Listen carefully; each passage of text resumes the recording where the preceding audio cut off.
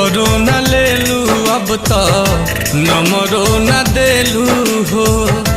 जहिया से शादी कैलू हालू न पूछेलू हो। खबरो न लेलू अब तो नंबरो न देलू हो। जहिया से शादी कैलू हालू न पूछेलू हो। सही सतैबू काहे जान